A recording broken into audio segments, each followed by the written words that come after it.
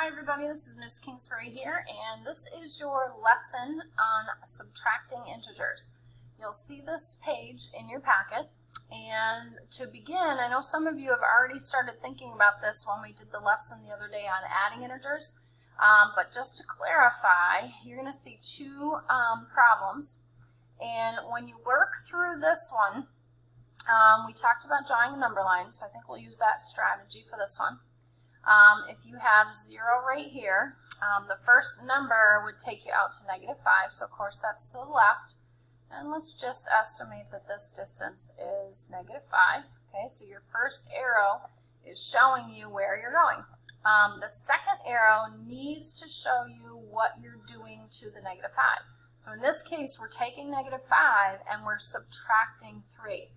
So you know that subtracting is going to move you further out in the direction of the negative numbers. So if it's 3 places farther, you're going to be at -6, -7, and -8 for your solution. Okay, so by drawing a number line, we can even use a number line to show how a subtraction problem works. And we agreed the answer is -8. However, in this side, we have the example where -5, you are subtracting a -3. So this one, if we had our same number line going on, we have our 0, we have our first arrow going out to -5, this one's a little different because instead of just subtracting 3 more units, like borrowing $5 and borrowing 3 more, this is saying that you're subtracting the opposite of 3. -3 would also be considered the opposite of 3. So if you're subtracting the opposite of 3, the very strange thing about this diagram with the number line means you'd actually have to go back 3 units this way. So you'd go back to -4, -3, and you'd land on -2. Not sure why it says the answer is +2 at the bottom, but that's a mistake, so we better fix it. Be patient, my computer's a little frozen right now. So hopefully it's going to unfreeze itself. Doesn't like it when I have too many programs open. There it goes. Okay, so please fix this typo. Okay, super important that you understand that subtracting the opposite of 3 reverses the direction. Okay, so instead of moving 3 units further out towards the negatives, you're subtracting the opposite of 3. So it actually moves you to the right. And that's what makes subtraction a little bit different. Yesterday we talked about subtraction as kind of like adding a negative number to the problem. So this problem here, if we change this to a plus sign and we change that to a -3, you would have the same diagram. -5, adding on 3 more negatives still gets you out to -8. All right, so if we use that same strategy that some of you noticed the other day, we could call that adding the opposite of what's there. Okay, so in this problem, we keep the first number, but we can change it so that we're now adding the opposite of what's there. Well, we were given -3, so what happens if we add a +3? Okay, wouldn't you have the same picture if you drew this problem, -5 plus 3, adding 3 would move you to the right. So that just tells us that adding 3 is really the same thing as subtracting a -3. And adding a -3 is really the same thing as subtracting 3. All right, so if you see the relationship here between adding the opposite and the addition problems we did the other day, you're going to see that the rule for subtracting is really just that. You are going to always add the opposite. All right, and that way you don't have to think too hard about drawing the number line diagrams. So let's go down here and let's try this.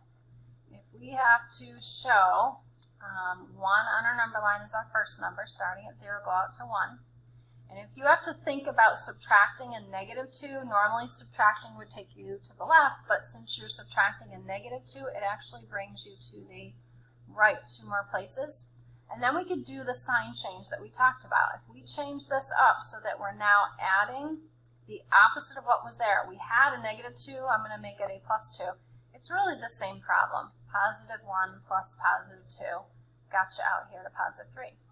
Okay, so let's draw the diagram for this one. From 0, you're going to the first number, which is -2, and then you're simply subtracting 3. So you could continue out 1, 2, 3 more places to the left to end up at your answer. And the other thing we talked about is you could use the sign change rule, which says, why not add the opposite of what was there? Okay, we had a +3, so what if we added a -3? You would have the same exact diagram, and it would still get you out to -5. So some students, again, you're going to want to play with the subtraction. All right, there's 4 that we get to with the first number, and then if you're adding, or I'm sorry, then if you're taking away 8, you got to go this way 8. Okay, you can get to your answer rather easily, but know that you can also do the sign change. We can sit here and we can say, okay, I don't want to subtract, I want to add the opposite of what was there. And notice how you never change the first number. The first number has to stay in the problem. But even if we wanted to show the diagram for 4 plus a -8, we would still get the same answer. Okay, so let's do the sign change first on this one. Remember, the number that we start with never changes, so that arrow is going to be going out to -2 regardless. But instead of thinking about how to subtract a -5, let's do our sign change. So you keep the first number, you add the opposite of what is there, and since it used to be a -5, we're changing it to be a positive. It's a lot easier, I think, if you draw your first arrow, do your sign change, and then from there, all you got to think about is adding 5. So if I go back, let's see, 1, 2, 3, 4, 5, I can get to my answer of +3 pretty easily.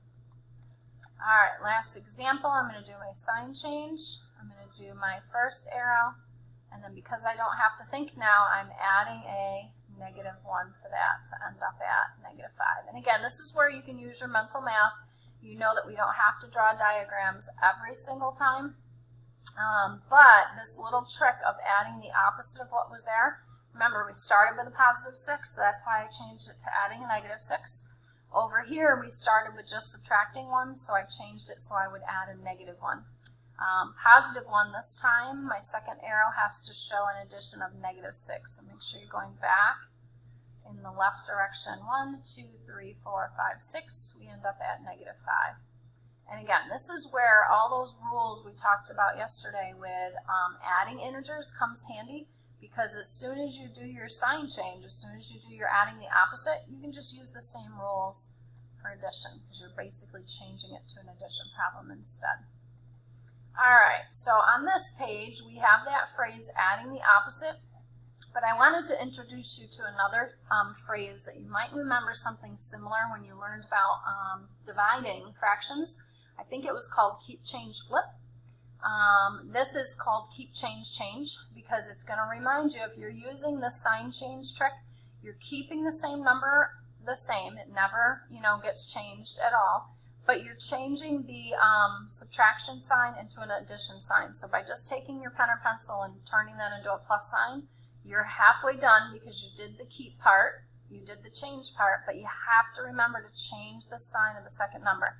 This was a 9, so you're going to record it now as a -9. Okay, so that's where the keep, change, change comes from. It's the sign trick rule, and then you can just come back here and use your addition rules. Hey, we have the same sign now. We're taking -4 and we're adding it to -9, so I'm going to keep my sign and I'm going to add. All right, so over here, we're going to keep the 6. We're going to do our change, and we're going to do our change to make it adding the opposite, if you prefer that statement. And then again, you have a +6 plus a +7. And again, I can just use my integer rules.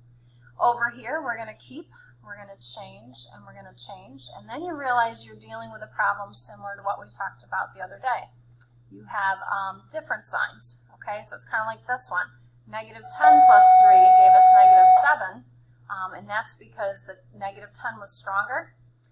This problem, the -8 is stronger. So you're actually going to take the sign of the stronger, and then we subtracted in order to get our accurate answer. So what I'm going to have you guys do is practice your sign change trick. Okay, you can either use the saying keep, change, change if you like that one, or you can use the simple statement of, hey, I know that subtraction is the same thing as adding the opposite of what was there.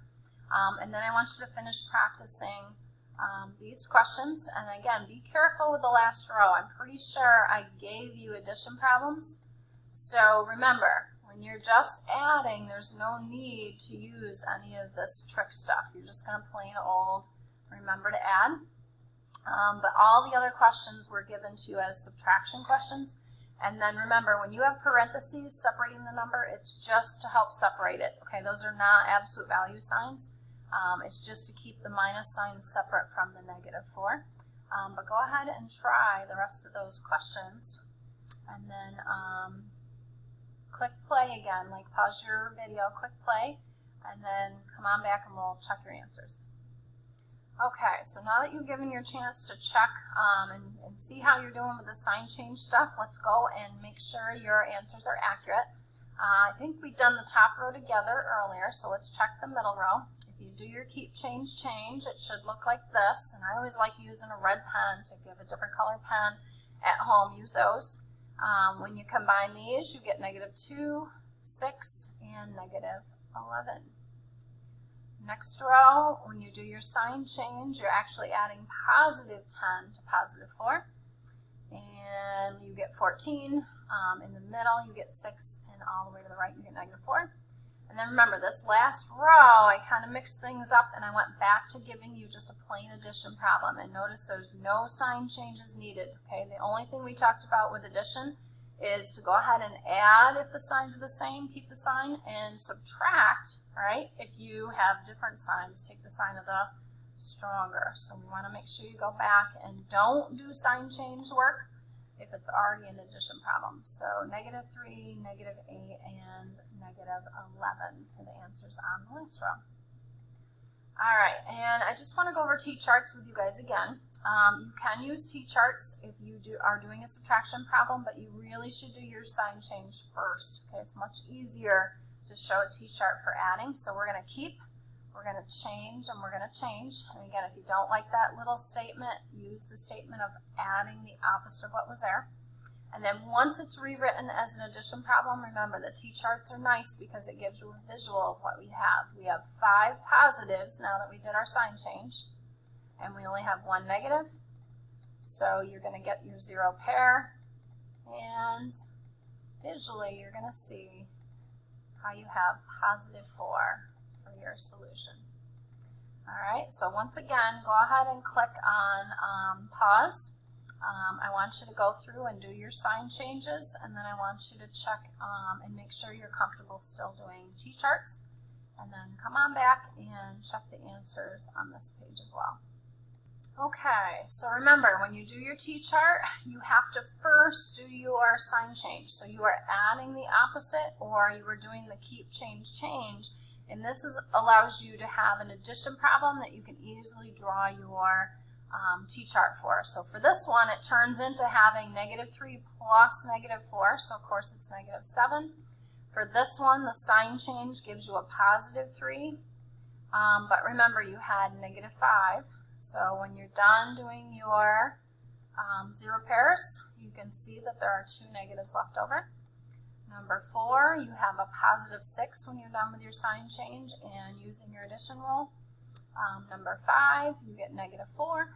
And the last one, you get -5. Again, use your sign change. I know sometimes we can just do the math in our head, but it's a good habit to get into always using the sign change so you know what you're dealing with.